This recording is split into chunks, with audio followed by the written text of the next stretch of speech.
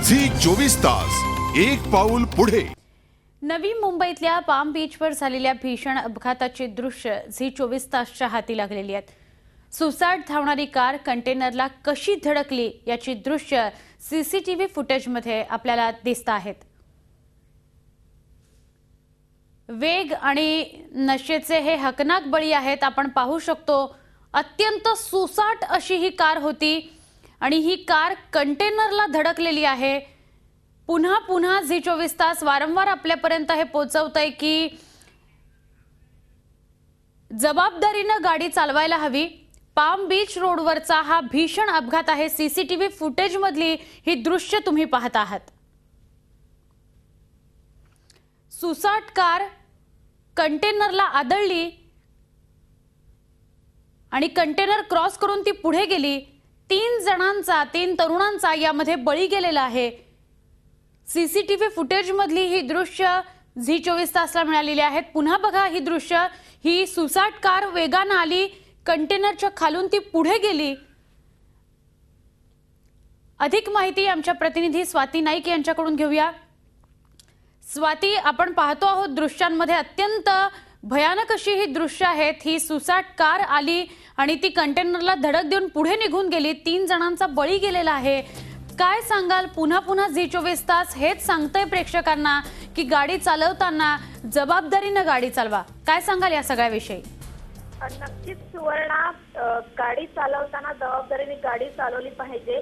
आपण जे दृश्य पाहत आहेत ती हेच दाखवत आहे की गाडी चालक जे आहेत, ज्या मुलांचा यामध्ये मृत्यू झालेला आहे त्यांचा निष्काळजीपणा इथे कुठेतरी दिसतोय।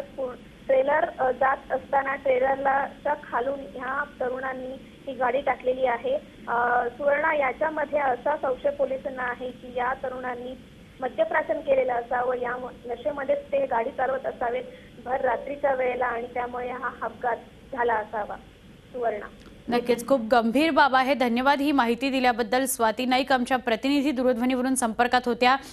प्राथमिक अंदाज पोलिसांनी हा वर्तवलेला आहे की त्यांनी मद्यप्राशन केलेलं असावं आणि दारू पिऊन ते गाडी चालवत असावेत आणि त्यामुळे हा अपघात घडला असावा, असा हा प्राथमिक अंदाज आहे पोलिसांकडनं जो वर्तवला जातोय। मात्र तुम्ही दृश्यांमध्ये पाहत आहात अत्यंत सुसाट वेगात अशी ही गाडी आली आणि कंटेनरच्या खालून ती गेलेली आहे। म्हणजे कुठेतरी त्या वेगावर नियंत्रण मिळवणंच चालकाला शक्य झालं नसेल आणि अशा वेळेला कंटेनर समोर आला तरी सुद्धा काहीच करता आलं नसेल।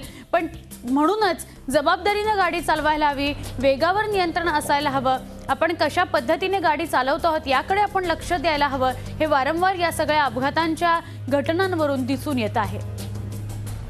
हायवेवर होणारे वाढते अपघात टाळण्यासाठी वाहन चालकांनीच अधिक काळजी घेतली पाहिजे, असं मत महामार्ग पोलीस अधीक्षक रश्मी करंदीकर यांनी सुद्धा व्यक्त केलेलं आहे। राज्यातील मृत्यूचे सापळे बनलेले आहेत हे रस्ते। रविवारी हायवेवर झालेल्या 2 वेगवेगळ्या अपघातांमध्ये 6 जणांचा मृत्यू झालेला आहे। मुंबई पुणे एक्सप्रेसवेवर उर्से टोल नाक्याजवळ झालेल्या भीषण अपघातात प्रसिद्ध अभिनेते आनंद अभ्यंकर आणि अभिनेता अक्षय पेंडसे यांचं निधन झालं। तर वाशीतल्या पाम बीच रोडवर झालेल्या कार अपघातामध्ये 3 तरुणांचा मृत्यू झालेला आहे। भरधाव कार एका ट्रेलरला मागून धडकली, यामध्ये चाकणच्या 3 तरुणांचा मृत्यू झालेला आहे। दरम्यान कालच्या पुण्यातल्या अपघाताप्रकरणी फरार झालेला टेम्पो चालक जो आहे श्रीमंत मेळे याला अटक करण्यात आलेली असून त्याला 14 दिवसांची न्यायालयीन कोठडी सुनावण्यात आलेली आहे। मात्र महामार्गावर वाहन चालवताना वाहन चालकांनी नियम पाळायलाच हवेत, वेगाची मर्यादा सांभाळायला हवी, असं आवाहन महामार्ग पोलीस अधीक्षक रश्मी करंदीकर यांनी केलेलं आहे।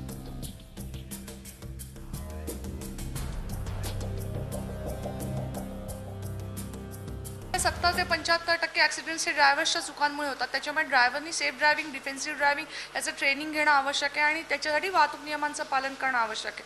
आज अशी परिस्थिती आहे की ड्रायव्हिंग करताना माणूस वाहतूक नियम सर्रास तोडताना दिसतोय किंवा रॅश ड्रायव्हिंग करताना दिसतोय, ओव्हर स्पीडिंग करताना दिसतोय। या सगळ्या जर चुका आपण टाळल्या तर आपल्याबरोबर इतरांचाही जीव आपण सुरक्षितपणे राखू शकतो। मुंबई पुणे एक्सप्रेसवेवर वर्षभरात 33 अपघात झालेले आहेत। या अपघातांमध्ये 21 जण ठार झालेले आहेत।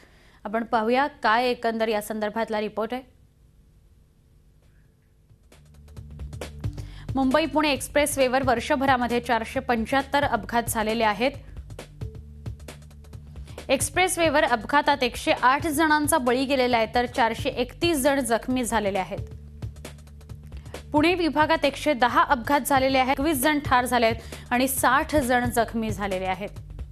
वाढते अपघात रोखण्यासाठी महामार्ग पोलीस उपाययोजना करणार आहेत, मात्र त्याच वेळेला चालकांनीही जबाबदारीनं गाडी चालवणं गरजेचं आहे.